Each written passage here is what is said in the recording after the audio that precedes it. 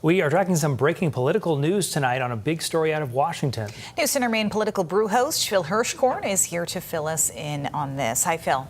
Hi, Amanda and Brian. As we were the first to report at 5 o'clock, Senator Susan Collins will vote no against President Trump's nomination of Todd Blanche to become Attorney General of the United States. He's been the acting Attorney General since April. Collins telling me in a statement, "While I believe Mr. Blanche is a capable lawyer, the Department of Justice has become increasingly political. Mr. Blanche has taken several actions that have further eroded the department's independence, and that is the basis for my vote to oppose his confirmation."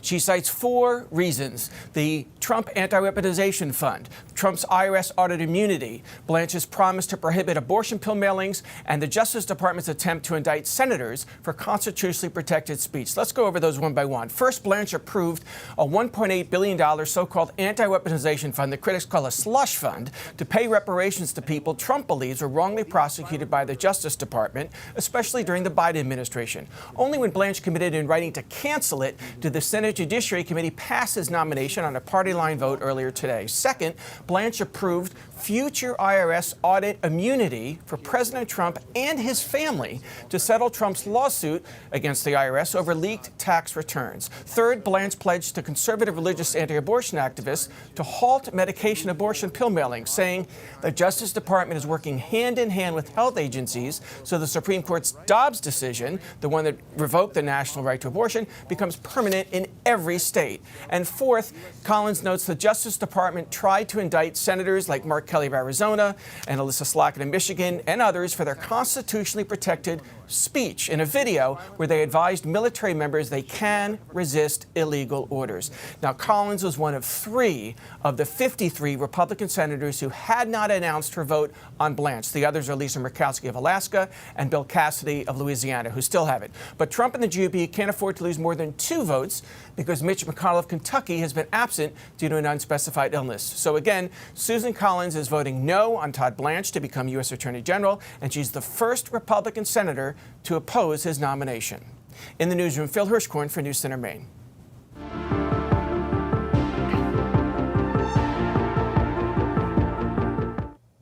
A man from South Portland now suing the federal government. He claims DHS agents violated his First and Fourth Amendment rights. Robert Peck filed the lawsuit over an encounter with 2 ICE agents back in January. Peck recorded video showing an agent asking him whether he was following them. Peck admits he was, but tells us he kept a safe distance. The video then shows the agent accusing Peck of impeding federal law enforcement and threatening to arrest him. In the lawsuit, Peck and his attorney, David Webert, argue that observing and following the agents is not a crime. A DHS spokesperson says they do not comment on pending litigation.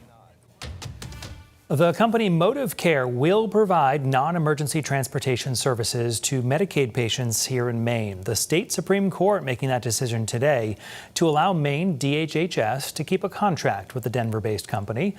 Penquist Community Action Agency, which had been providing the service in 4 counties, sued the state over that 10-year contract. Leaders at Penquist say they respect the court's decision, and Penquist will continue to provide transportation through the end of the year.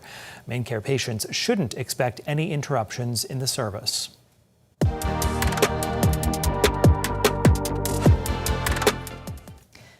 2 people tonight are seriously hurt after a crash involving a motorcycle in Wiscasset. Police say it happened Saturday on Gardner Road. They say the driver of a Nissan Versa was trying to turn left into Fowl Hill Road when motorcyclist John Breton pulled out to pass a line of vehicles. Police say Breton and his passenger Tina Breton were both flown to the hospital. The driver of the Nissan was injured but is expected to be okay. Voters in South Portland could decide on an $88 million bond for new public safety facilities this November if the City Council approves the referendum question tonight. City staff are looking to fund a new police and fire station. They say the aging facilities need major upgrades and more space. The new police station would be located at the old Walgreens, that's in Cache Corner, and crews would build a new central fire station at its current spot on Broadway. Voters need to approve the funding first. The council meets in a few minutes, coming up at 6:30.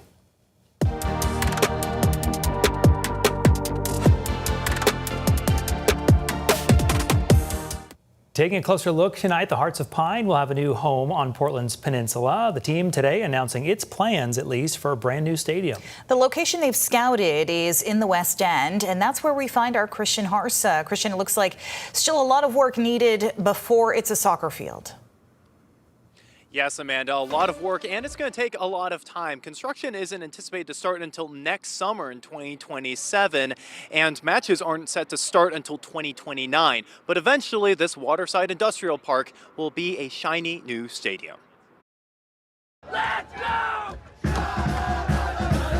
The Darling Soccer Club of Maine, after a knockout first season and continued success this year, is looking to build a new 9,000 to 11,000 capacity seaside stadium. With this project, we can build a permanent home for the club and make it possible for thousands more people to attend our games. The team has often sold out the 6,000-seat Fitzpatrick Stadium. The team reports investing $3 million into the facility it shares with the Portland Bulldogs. But with a new women's team on the way that fans are excited about, we did 5,000 deposits in about 45 minutes. And an 8,000 fan-long season ticket waiting list, it's time to expand. We will be able to transform this site into a place that people can gather and run and walk their dog and grab a bite to eat all year round. The new complex will have an indoor practice facility, space for both men and women's locker rooms, and the focus will still be on the intimate charm the team already has.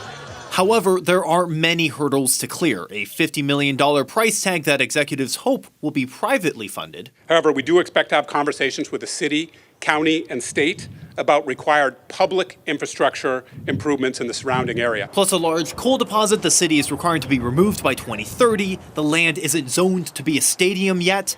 The neighbors are quite loud. And an unclear parking plan for the enthusiastic fans. All that I'm excited. I'm really excited. Isn't dimming the hope of Portland District City Councilor Regina Phillips. As chair of the Sustainability and Transportation Committee, many of the hurdles will cross her desk. I'm not too concerned at this point in time. I'm really not. The City of Portland did share a statement with us, writing, "We look forward to officially reviewing their project plans at the appropriate time to ensure that it's a good fit for the city, as well as the western waterfront, given how important the working waterfront is to the city." Now, the Hearts of Pine did anticipate that there would be many questions and concerns, so they have given out that email address at the bottom of your screen, asking anyone who's watching to please send their questions in. They'll also be holding in-person events as well. Those have still yet to be planned, though. Brian and Amanda. Christian Harsa live for us tonight in Portland. Thank you, Christian.